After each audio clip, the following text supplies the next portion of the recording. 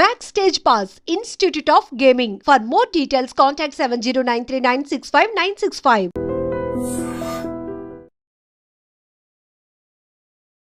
సమాజంలో చాలా పెద్ద సమస్య కోర్టులో ఫ్యామిలీ కేసులు పెరిగిపోవడానికి, విడాకుల కేసులు పెరిగిపోవడానికి కారణమైన అతిపెద్ద సమస్య. అలాగే పెళ్లి కాని వాళ్ళకైనా సరే టీనేజ్ వయసు చివరిలోకి వచ్చిన కుర్రోళ్ళు కూడా 18-19 ఏళ్ళ పిల్లలకు కూడా ఉన్న సమస్య అంగస్తంభన సమస్య.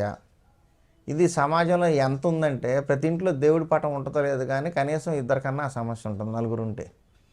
అందులో మిగతా వాళ్ళు చెప్పుకోకపోవచ్చు, కానీ చాలామందికి ఇది పూర్వం రోజుల్లో ఎలా ఉండేదంటే 40-45 ఏళ్ళు దాటితే కొంచెం వాళ్ళకి ఈ సెక్స్ కోరికలు కానీ అంగస్తంభన కానీ ఉండేది కాదు. కానీ ఇప్పుడు అలా కాదు, 18 ఏళ్ళు 20 ఏళ్ళ పిల్లలకు కూడా ఆ సమస్య కనిపిస్తుంది. మా దగ్గర చాలామంది అట్లా ఫోన్లు చేస్తున్నారు, వస్తున్నారు, మెడిసిన్ స్టార్ట్ చేసాం.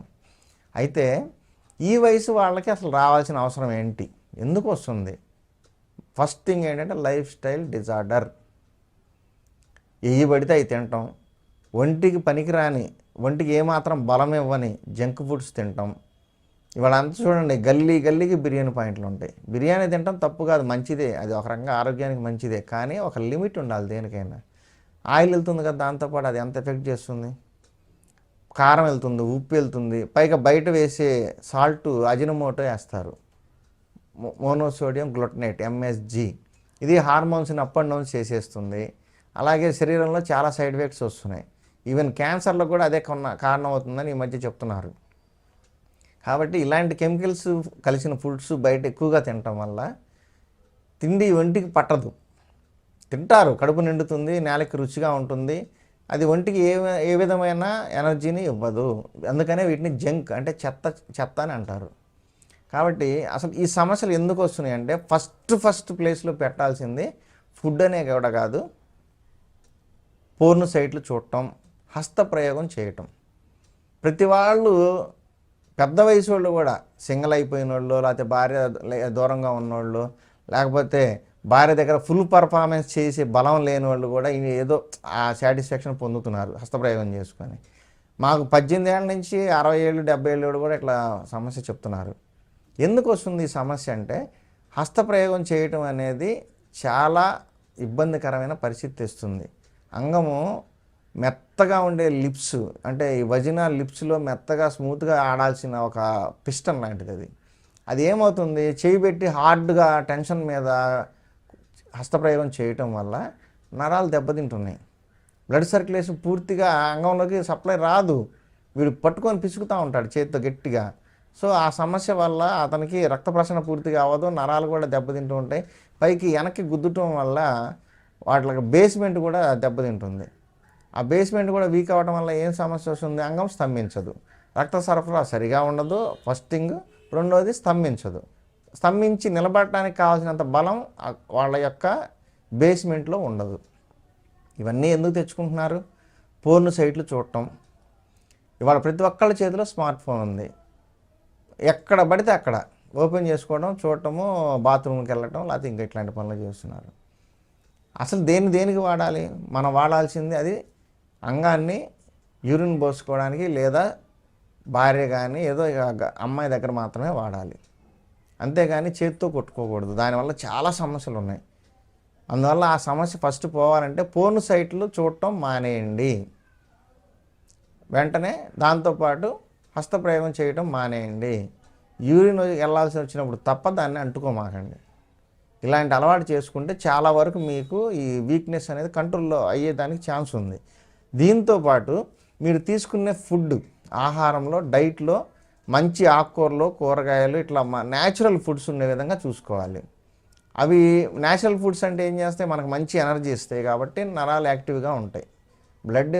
మంచి బ్లడ్ ఉందంటే బ్లడ్ సర్క్యులేషన్ వల్ల ఆటోమేటిక్గా నర్వస్ సిస్టంలోకి న్యూట్రిషన్ వెళ్తుంది. ఆ న్యూట్రిషన్ ఉండటం వల్ల నరాల వ్యవస్థ అనేది చాలా బాగా పనిచేస్తుంది. ఈ నర్వస్ సిస్టమ్ కరెక్ట్గా పనిచేయాలి అంటే మనం నోట్లో వేసే ఆహారం ఏదైతే ఉందో అది న్యూట్రిషన్స్ బాగా ఉండాలి. Fruits, dry fruits, milk, curd, అలాగే ఘీ, నెయ్యి, ఇలాంటి ఆహార పదార్థాలు తీసుకోండి, నర్వస్ సిస్టమ్ బాగుంటుంది. అలాగే కూరగాయలు మంచిగా తీసుకోండి, ఆకుకూరలు, కూరగాయలు. కాస్త బ్లడ్ బాగా ఇంప్రూవ్ అవ్వాలి. ఇలాంటి బత్తాయి జ్యూస్ తాగొచ్చు, చెరుకు రసం తాగొచ్చు, కూల్ డ్రింక్స్ తాగొద్దు, వాటిలో ఏమీ ఉండదు, అవి కార్బోరేటెడ్ సోడాస్ అవి. సో అవి తీసుకోమోకండి, మంచి ఫుడ్ తీసుకోండి, మీకు ఖచ్చితంగా మీ సమస్యకు పరిష్కారం దొరుకుతుంది. అయితే ఆల్రెడీ డ్యామేజ్ అయిపోయి ఉంది కాబట్టి ఒక్కసారి మాత్రం ట్రీట్మెంట్ కోర్స్ చేయాలి. ఆ కోర్స్ చేస్తే మీకు తర్వాత మీరు దాన్ని కాపాడుకుంటూ ఉండొచ్చు. సో ఆ కోర్సు చేయాలనుకున్న వాళ్ళు మమ్మల్ని సంప్రదించవచ్చు, మీకు పూర్తి స్థాయిలో రిజల్ట్ ఇస్తాము. ఎంతో వేల మందికి చేసాం మేము, పిల్లలు కూడా పుట్టిన వాళ్ళు ఉన్నారు, లేని వాళ్ళు కూడా. కాబట్టి ఆ సమస్య తగ్గిస్తాం. ఫస్ట్ మీరు ఏం చేయాలంటే ఈ న్యూట్రిషన్ విషయంలో జాగ్రత్త తీసుకోండి. అలాగే పోర్న్ సైట్లు చూడటము, హెచ్పి హస్తప్రయోగం కొట్టడం లాంటివన్నీ మానేయండి, మీకు మంచి రిజల్ట్స్ వస్తాయి. డైట్ విషయంకి వస్తే ఈ హస్తప్రయోగం చేసుకునే కానీ లేదా అంగస్తంభన సమస్య ఉన్న వాళ్ళకి డైట్ అనేది చాలా మంచిగా ఉండాలి. న్యాచురల్ ఫుడ్లు ఎక్కువగా తీసుకోండి. దాంతోపాటు పాలు ఎక్కువగా వాడుకోండి, మంచి పాలు తీసుకొని వాడుకోండి, మీకు సమస్యలు తగ్గుతుంది. దీంతో పాటుగా మీరు ఎక్సర్సైజ్ అనేది కూడా ఒకటి తీసుకోవాలి. అది వాకింగ్ కావచ్చు, స్కిప్పింగ్ కావచ్చు, ఇంకోటి కావచ్చు, ఏదైనా కానీ మీరు శరీరానికి పని పెట్టాలి. 1 గంట చెమటలు పట్టే విధంగా ఎక్సర్సైజ్ చేస్తే శరీరంలో ఉన్న బలహీనత, ఆ నరాల బలహీనత అనేది తగ్గుతుంది. ఎందుకంటే మీరు ఎక్సర్సైజ్ చేసినప్పుడు అన్ని వ్యవస్థలు సక్రమంగా పనిచేసి మీరు తిన్న ఆహారం ఒంటికి పడుతుంది కాబట్టి నర్వస్ సిస్టమ్ యాక్టివేట్ అవుతుంది. దాంతోపాటుగా మెడిసిన్ కూడా తీసుకోండి. ఈ రెండు కలిసినాయి అనుకోండి, డైట్ ప్లస్ మెడిసిన్, ఈ రెండు కలిసిందంటే మీ సమస్య తొందరగా తగ్గిపోతుంది. మీరు డైట్లో తీసుకోవాల్సిన న్యాచురల్ ఫుడ్స్ ఎక్కువగా తీసుకోవాలి, జంక్ ఫుడ్స్ తీసుకోవద్దు. అలాగే నెయ్యి బాగా వాడుకోండి. పోతే వీళ్ళకి వచ్చే సమస్యల్లో ఇంకొక సమస్య ఏంటంటే అంగస్తంభంతో పాటు ప్రిమేచ్యూర్ ఎజాక్యులేషన్, అంటే శీఘ్రస్ఖలనం. ఈ శీఘ్రస్ఖలనం అనేది చాలామందికి, మగపటకు పుట్టిన ప్రతి ఒక్కరికి ఇది అనుభవం ఉంటుంది. ఎందుకంటే ఆవేశం ఎక్కువైనా లేదు ఆత్రం ఎక్కువైనా కానీ త్వరగా కారిపోతుంది. అలాగే దానికి రీజన్ కూడా ఉంది. శీఘ్రస్ఖలనానికి రీజన్ ఒకటి టెన్షన్ పడటము, రెండోది తిన్న ఆహారం ఒంటికి పట్టి స్పెర్మ్ చిక్కగా రాకపోవటం. స్పెర్మ్ పల్చగా వచ్చి కరిగిపోయిన నెయ్యిలాగా, కరిగించిన నెయ్యిలాగా, నీళ్ళలాగా కారిపోతుందంటే తొందరగా పడిపోతుంది. వాళ్ళకి అంగస్తంభన చేసేలోపే పడిపోయే వాళ్ళు ఉన్నారు, చేసినాక 2 స్ట్రోకులకే పడిపోయిన వాళ్ళు ఉన్నారు. ఈ విధంగా తొందరగా అయిపోయి పార్ట్నర్ అసంతృప్తికి గురవుతున్నారు. చాలామంది ఇట్లాంటి కారణాల వల్ల విడాకులు కూడా పోతున్నారు, మనకు అన్నీ తెలుస్తూనే ఉన్నాయి. సో ఈ సమస్యను పరిష్కరించుకోవడం మగవాళ్ళ చేతిలోనే ఉంది. మీరేం చేయాలి అంటే జంక్ ఫుడ్స్ మానేసి మంచి ఎక్సర్సైజు, ఆహారం మంచిది తీసుకుంటూ ఈ శీఘ్రస్ఖలనం సమస్య తగ్గడానికి, అలాగే స్పెర్మ్ బాగా చిక్కగా రావాలి అంటే, ఆ చిక్కదనం పెరిగిందంటే ఆటోమేటిక్గా ఎరెక్షన్ కూడా బాగుంటుంది. శీఘ్రస్ఖలనం అవ్వకుండా ఉండాలంటే మీ బలం పెంచుకోవాలి. శరీరంలో నరాల వ్యవస్థలో బాగా స్ట్రెంగ్త్ వచ్చిందనుకోండి, శీఘ్రస్ఖలనం అనే సమస్య తగ్గిపోతుంది. అలాగే దీంతోపాటు శీఘ్రస్ఖలనంతో పాటు స్వప్నస్ఖలనం అని ఉంటుంది. స్వప్నస్ఖలనం అంటే నిద్రపోతూ ఉంటారు, వీళ్ళకి ఏదో కళ్ళు వస్తాయి, లేదా ఏదో ఫీలింగ్ కలిగి, లేదు అటు ఇటు దొర్లుతూ బోర్లా పనుకుంటే ప్రెషర్ ఎక్కువ అవడం వల్ల కానీ స్పెర్మ్ బయటకు వచ్చేస్తుంది. ఇది స్వప్నస్ఖలనం అంటారు. నిద్రలో పోతుంది కాబట్టి స్వప్నస్ఖలనం అంటారు. దీనికి కూడా కారణం 95% వీక్నెస్. మన శరీరంలో వీక్నెస్ ఉండటం వల్ల నర్వస్ సిస్టమ్ అనేది స్ట్రాంగ్ ఉండదు. అలాగే స్పెర్మ్ అనేది చిక్కగా ఉండదు. చిక్కగా ఉంటే ఇట్లా లీక్ అయిపోవడం అనేది జరగదు. కాబట్టి స్వప్నస్ఖలనం సమస్య ఉన్నవాళ్ళు కూడా మంచి మూలికలు ఉన్నాయి ఆయుర్వేదంలో, అవి వాడుకుంటే మీకు పనికొస్తుంది. ఇప్పుడు మీకున్న ఈ అంగస్తంభన, స్వప్నస్ఖలనం, శీఘ్రస్ఖలనం ఇలాంటి సమస్యలు ఉన్నవాళ్ళు వాడాల్సిన మూలికలు చెప్తాను, నోట్ చేసుకోండి. అవేంటంటే మనకి ఆయుర్వేదంలో ఎప్పుడు రెగ్యులర్గా మీరు బయట కూడా వినేది ఏంటంటే అశ్వగంధ. ఈ అశ్వగంధ అనేది మనిషికి, గుర్రానికి ఎంత శక్తి ఉంటుందో అలాంటి శక్తిని ఇస్తుందని ఒక అర్థం.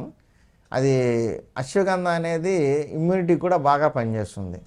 ఎవరైతే అశ్వగంధ రెగ్యులర్గా వాడతారో వాళ్ళకి శీఘ్రస్ఖలనం సమస్య, అలాగే నర్వస్ సిస్టంలో ఉన్న బ్రేక్ డౌన్స్, నరాల బలహీనత అన్నీ కూడా తగ్గిపోతాయి.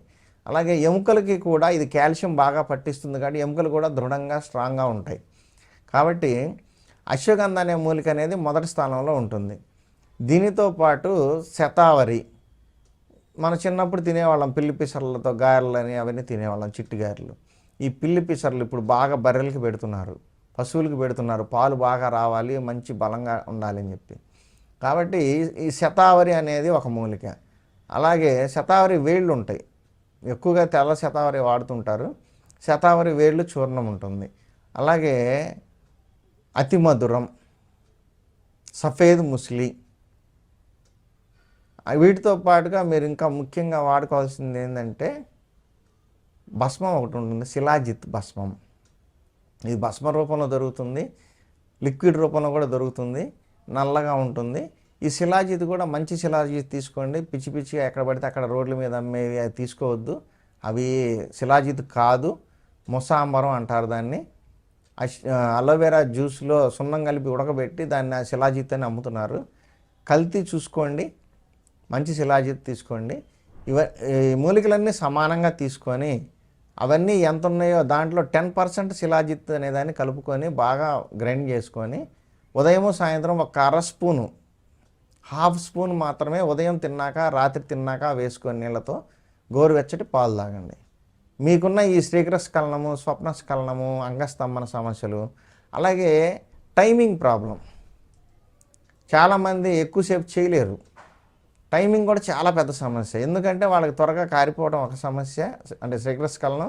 రెండోది వీళ్ళకి యాంగ్జైటీ అయిపోయి డ్రాప్ అయిపోయిన తర్వాత, ఒకసారి లీకేజ్ అయిపోయిన తర్వాత రెండోసారి రెడీ అవ్వలేరు వీళ్ళు.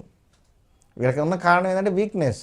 సెకండ్ టైం రౌండ్ మళ్ళీ రెండో రౌండ్కి రెడీ అవ్వాలంటే వీళ్ళ వల్ల కావట్లేదు. ఇప్పుడున్న సమస్యల్లా ఇదే ప్రాబ్లం. అందుకని నేను చెప్పిన జాగ్రత్తలు తీసుకొని, నేను చెప్పిన మూలికలు వాడుకోండి. అలాగే డైట్ కూడా మంచిగా తీసుకోండి. టెన్షన్ లేకుండా ప్రశాంతంగా 10 గంటలకల్లా పడుకోండి. 2 దాకా 1 గంట దాకా ఫోన్లు, యూట్యూబ్లు, ఫేస్బుక్లు చూసుకుంటా కూర్చుంటే నిద్ర లేకపోవడం అనేది కూడా చాలా పెద్ద సమస్య. నిద్ర లేని వాళ్ళకి అంగస్తంభన సమస్యలు వస్తాయి. కాబట్టి నిద్ర మానుకోండి, నిద్ర కూడా బాగా ఉండేటట్టుగా చూసుకోండి.